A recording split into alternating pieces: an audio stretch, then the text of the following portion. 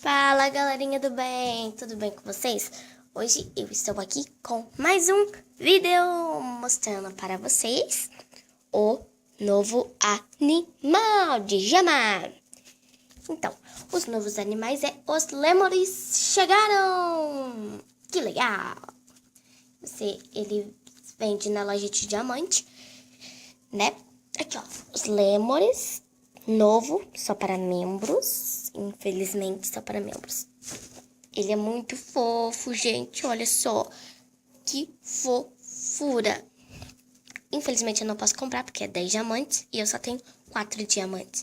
Mas enfim, gente, esse foi um vídeo bem curto, mas enfim, tomara que vocês tenham gostado, se inscrevam-se, tchau, tchau.